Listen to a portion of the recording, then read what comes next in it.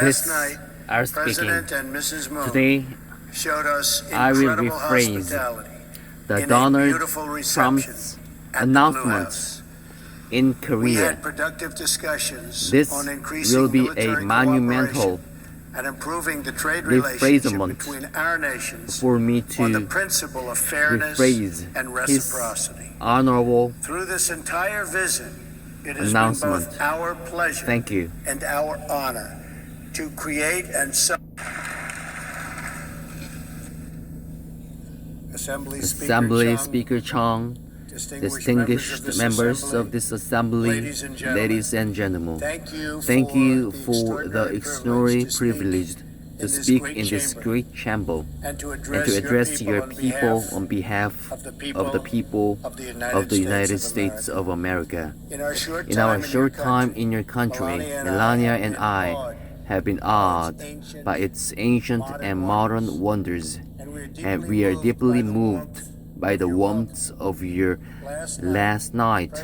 President and Mrs. Moon showed us incredible hospitality in a beautiful reception at the Blue House. We had productive discussions on increasing military cooperation and improving the trade relationship between our nations on the principle of fairness and reciprocity. Through this entire vision, it has been both our pleasure and our honor to create and celebrate a long friendship between the United States and the Republic of Korea. Thank you. This alliance between our nations was forged in the crucible of war and strengthened by the trials of history. From the Incheon landings to Pork Chop Hill, American and South Korean soldiers have fought together, sacrificed together, and triumphed together.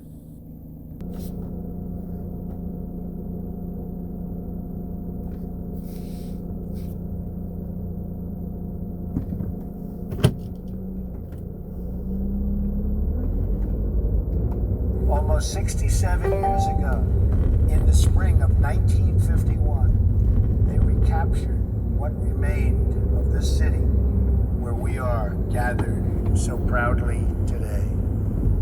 It was the second time in a year that our combined forces took on steep casualties to retake this capital from the communists. Over the next weeks and months, men soldiered through steep mountains and bloody battles. Driven back at times, they will their way to north, to form the line that today divides the oppressed and the free. And there, American and South Korean troops have remained together, holding their line for nearly 7 decades.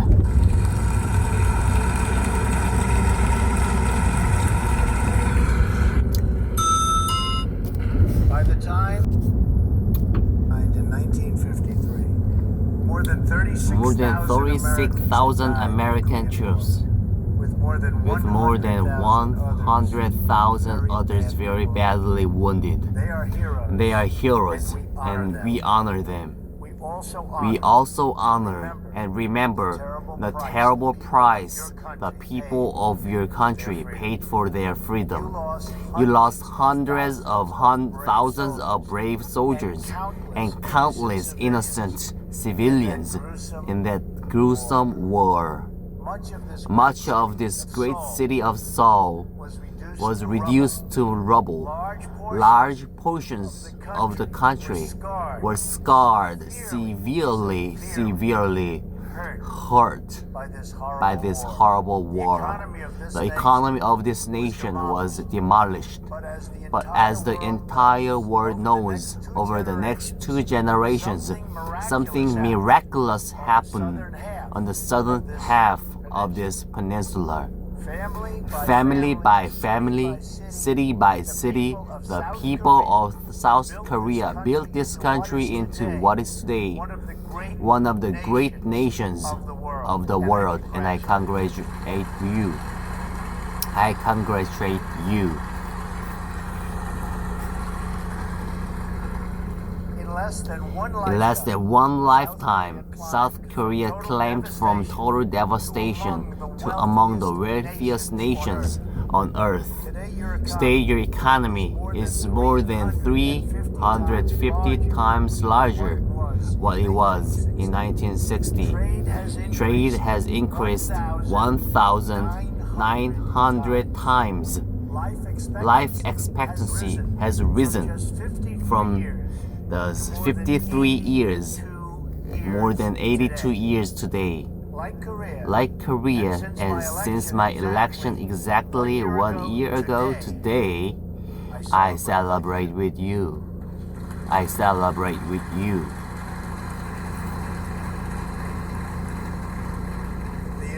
The United States is going through something of a miracle itself.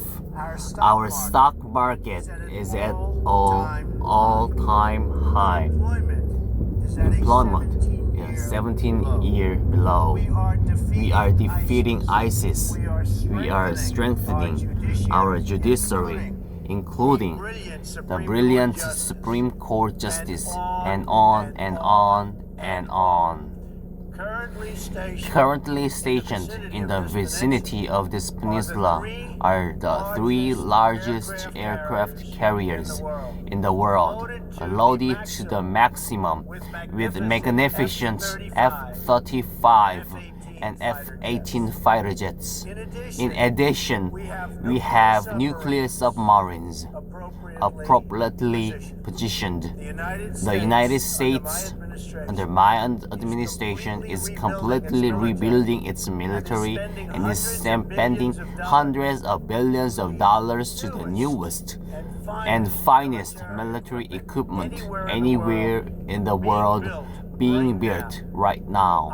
I want peace through strength. I want peace through strength. We are helping the Republic of Korea far beyond what any other country has ever done. In the end, we will work things out far better than anybody understands or can even appreciate. I know that the Republic of Korea, which has become a tremendously successful nation, will be a faithful ally of the United States very long into the future.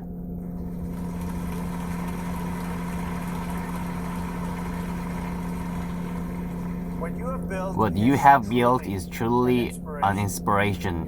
Your economic transformation was linked to a political one. The proud, sovereign, and independent people of their nation demanded the right to govern themselves. You secured free parliamentary elections in 1988, the same year you hosted your first Olympics. Soon after, you elected your first civilian president in more than 3 decades. And when the republic you won faced financial crisis, you lined up by the millions to give your most prized possessions, your wedding rings, heirlooms, and gold lock keys, to restore the promise of a better future for your children.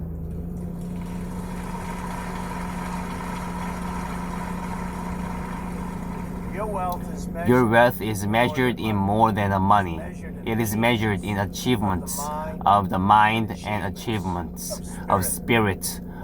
Over the last several decades, your scientists have engineered so many magnificent things.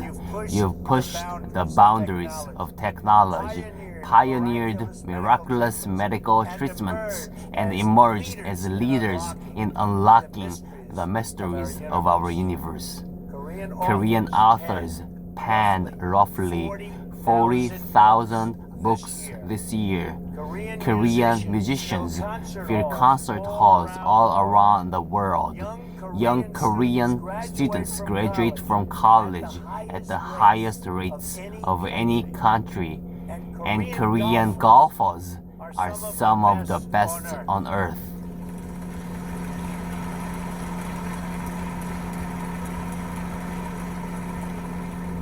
In fact, and and you know what I'm going to say, the Women's U.S. Open was held this year at Trump National Golf Club in Bedminster, New Jersey, and it just happened to be won by a great Korean golfer, Sunghyun Park, and 8 of the top 10 golf players were from Korea. At the top 4 golfers, 1, 2, 3, 4, the top 4 were from Korea. Congratulations. Congratulations. You, congratulations. And that's something that is really something. Here in Seoul, architectural wonders like the 63 buildings and the Lotte World Tower, very beautiful, grace the sky, and house the workers of many growing industries. Your citizens now help to feed the hungry, fight terrorism, and solve problems all over the world. In a few months, you will host the world, and you know you will do a great job. I'll be back right now. I will never ever quit. I will never ever quit. Period.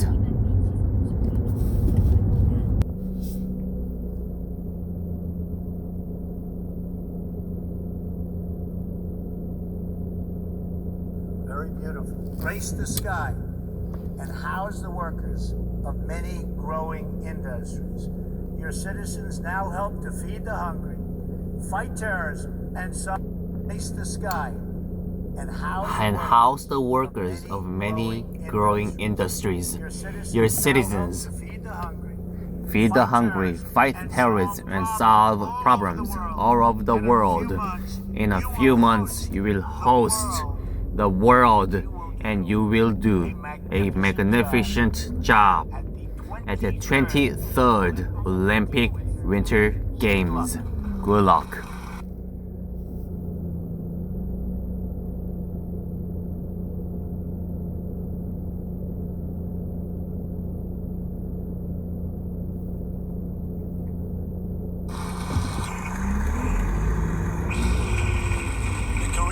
The Korean miracle extends exactly as far advanced in 1953, 25 miles to the north.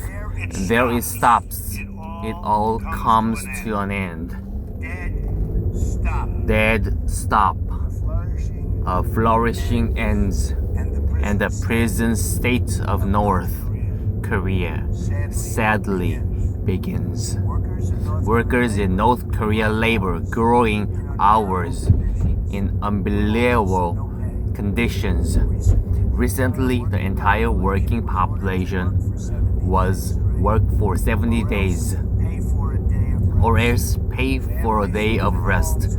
Families live in homes without plumbing and a fear of the health. Parents bribe teachers in hopes of saving their sons and daughters from Forced labor. More than 1 million North Koreans died of famine in 1990s, and more continue to die today.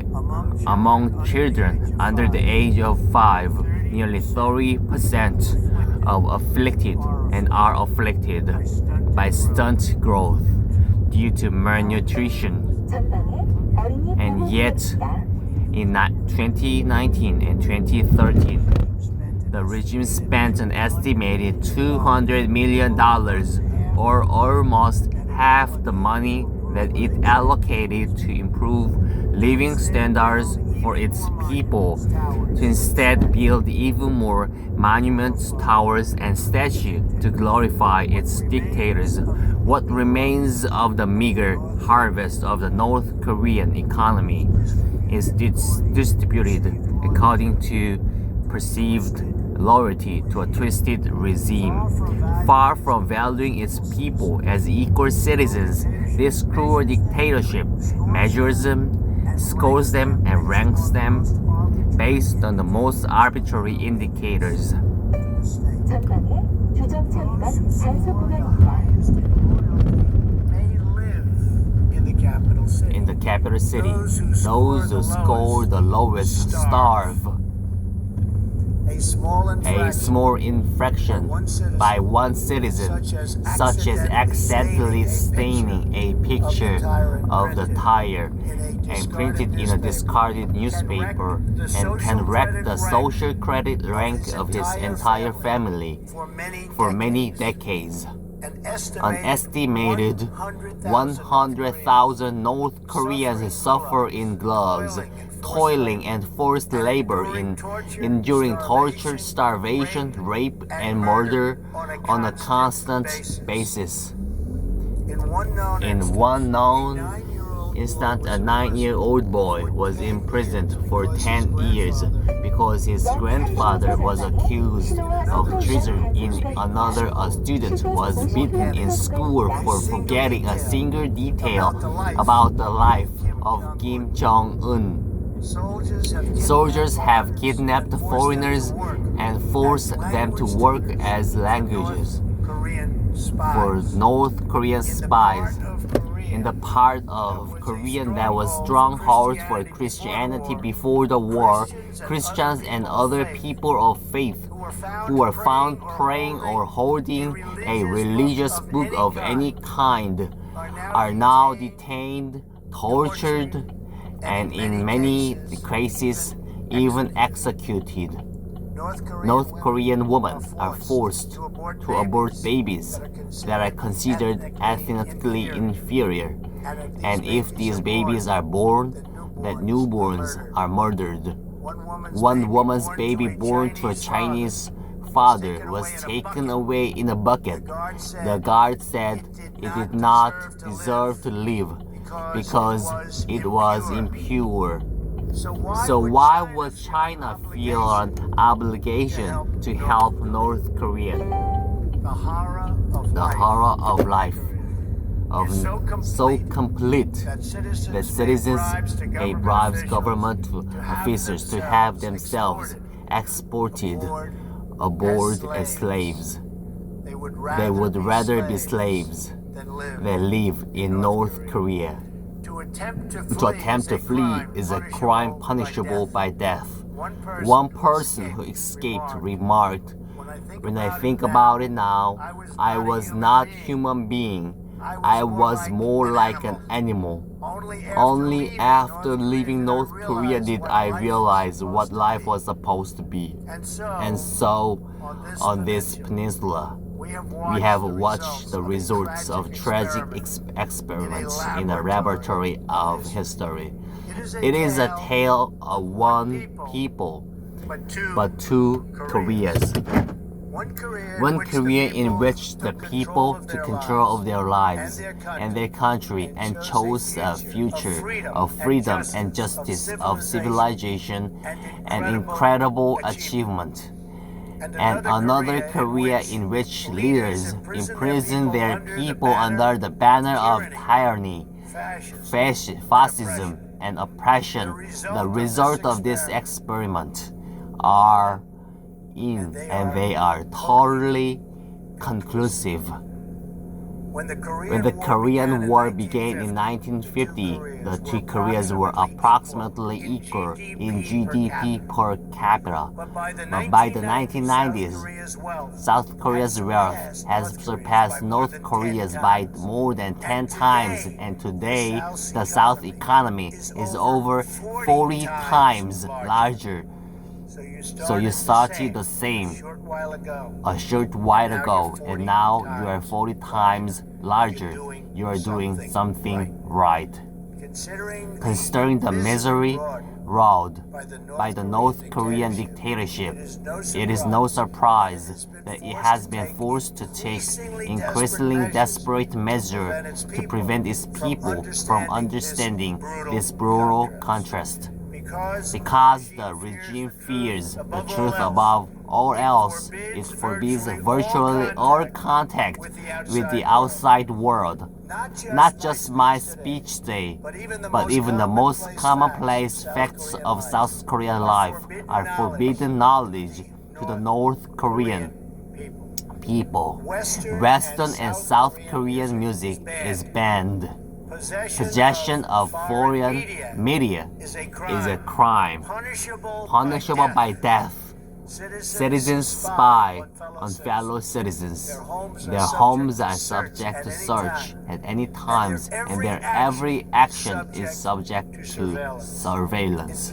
In place of a vibrant society, people of North Korea are bombarded by state propaganda practically every working hour of the day. North Korea is a country ruled as a cult. At the center of this military cult is a deranged belief in the leader's destiny to rule as a parent protector over a conquered Korean peninsula and an enslaved Korean people. The more successful South Korea becomes, the more decisively you discredit the dark fantasy at the heart of the Kim regime. In this way, the very existence of a thriving South Korea republic threatens the very survival of the North Korean dictatorship. This city and this assembly are living proof that a free and independent Korea not only can but does stay and strong, sovereign and proud among the nations of the world.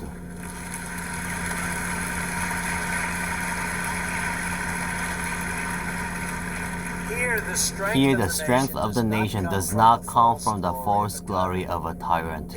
It comes from the true and powerful glory of a strong and great people, the people of the Republic of Korea.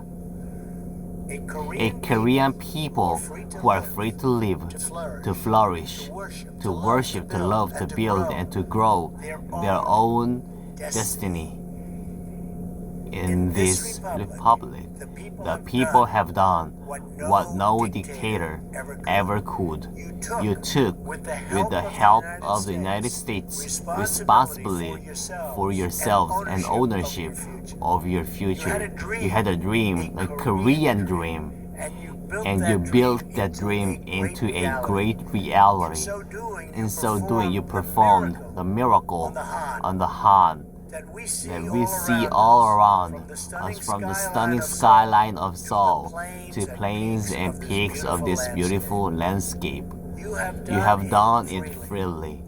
You have done it happily, and you have done it in your own very beautiful way. This reality, this wonderful place, your success is the greatest cause of anxiety, alarm, and even panic to the North Korean regime. That is why the Kim regime seeks conflict abroad to distract from total failure that they suffer at home. Since the so-called armistice, there have been hundreds of North Korean attacks on Americans and South Koreans. These attacks have included the capture and torture of the brave American soldiers of the USS Pueblo, repeated assaults on American helicopters, and the 1969 drowning of a U.S. surveillance plane that killed 31 American servicemen.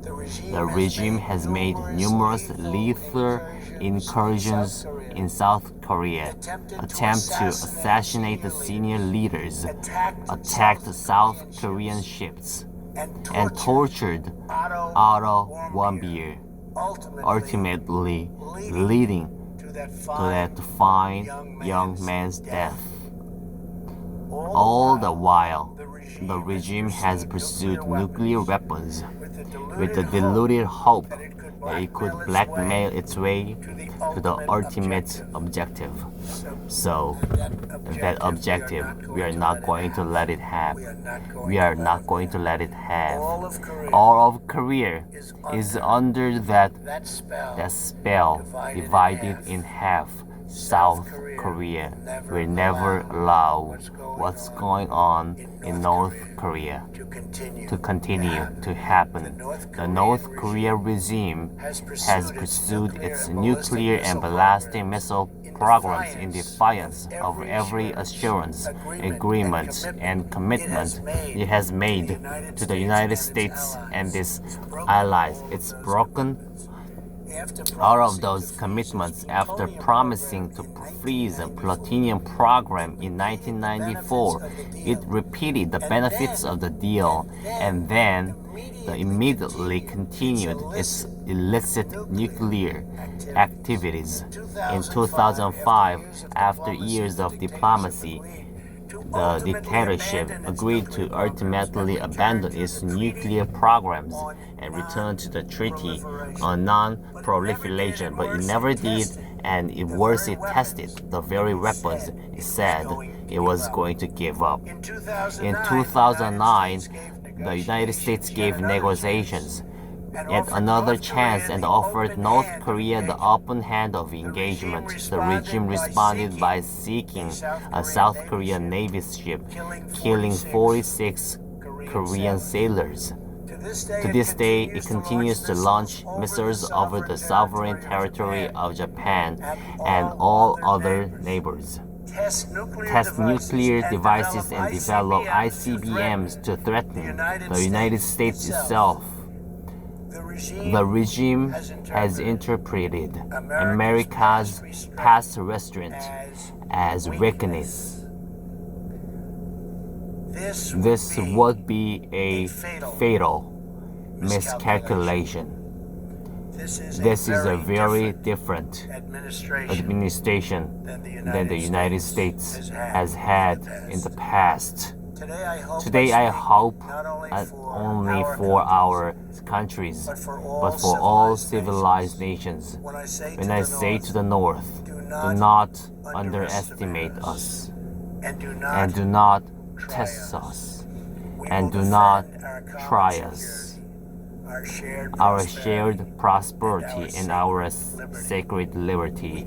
We did not choose to draw here on this peninsula.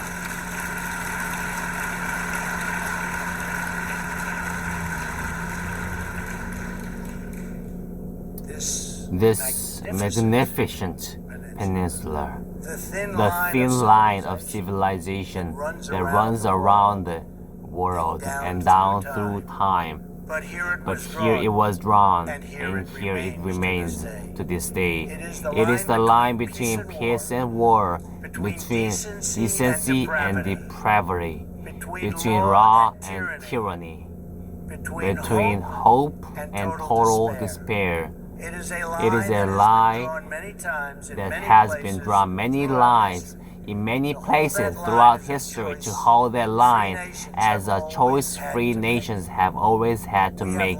We have learned together the high cost of weakness and the high stakes of its defense. Americans, men and women, uniform have given their lives in the fight against Nazis' imprisonment, communists, and terrorism. America does not seek conflict or confrontation, but we will never run from it. History is filled with discarded regimes and have foolishly tested America's resolve. Anyone who doubts the strength or determination of the United States should look to our past, and you will doubt it. No longer, we will not permit America or our allies to be blackmailed or attacked. We will not allow American cities to be threatened with destruction. We will not be intimidated, and we will not let the worst atrocities in history be repeated here on this ground. We fought and died so hard to secure.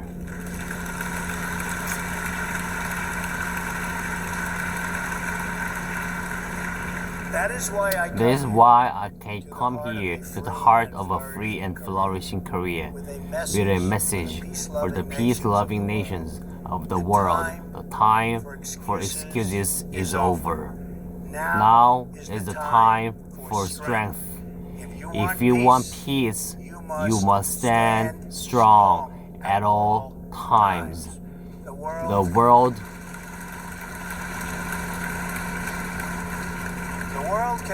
cannot tolerate the menace of a love regime that threatens with nuclear devastation. All responsible nations must join forces to isolate the brutal regime of North Korea, to deny it and any form of it. You cannot support, you cannot supply, you cannot accept.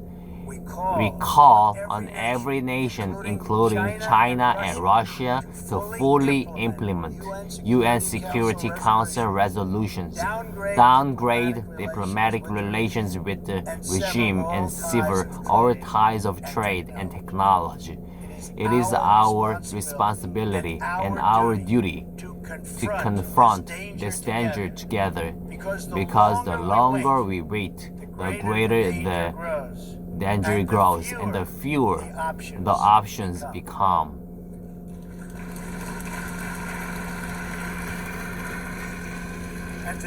And to those nations that chose to ignore this threat, or was it to enable it, the weight of this crisis is on your consciousness. I also have come here to Peninsula to deliver a message directly to the leader of the North Korean dictatorship. The weapons you are requiring are not making you safer, they are putting your regime in grave danger. Every step you take down this dark path increases the peril you face. North Korea is not the paradise your grandfather envisioned. It is a hell that no person deserves. Yet despite every crime you have committed against God and man, you are ready to offer, and we will do that. We will offer a path to a much better future. It begins with an end to the aggression of the regime, a stop to your development of ballistic missiles, and complete, verifiable, and total denuclearization.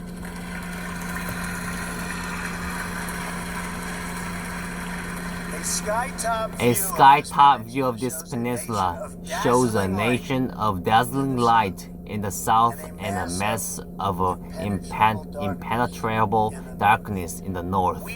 We seek a future of light, prosperity, and peace, but we are only prepared to discuss this brighter path for North Korea if its leaders cease their threats and dismantle their nuclear program. The sinister regime of North Korea is right about only one thing: the Korean people do have a glorious destiny.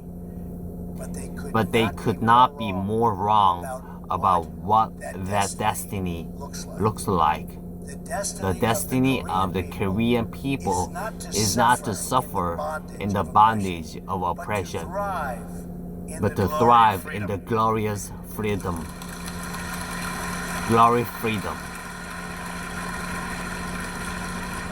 What South Koreans have achieved on this peninsula is more than a victory for your nation. It is a victory for every nation that believes in the human spirit.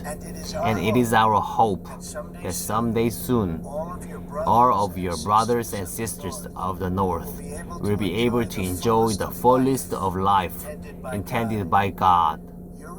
Your republic shows us all of what is possible in just a few decades with honor. You turn this war-torn land into a nation blessed with wealth, rich in culture and deep in spirit. You built a home where all families can flourish and where all children can shine and be happy. This Korea stands strong and tall among the great community of independent and confident and peace-loving nations. We are nations that respect our citizens, cherish our liberty, treasure our sovereignty, and control our own destiny. We affirm the dignity of every person and embrace the full potential of every soul. And we are always prepared to defend the vital interests of our people against the crucial ambition of tyrants. Together we dream of a career that is free, a peninsula that is safe, and families that are reunited once again. The dream of highways connecting north and south cousins, embracing cousins. This nuclear nightmare replaced with beautiful promise of peace. Until that day comes, we stand strong and alert. Our eyes are fixed to the north, in our hearts praying for the day when all Koreans can live in freedom. Thank you. God bless you. God bless the Korean people. Thank you. 좀 어떠셨을까요?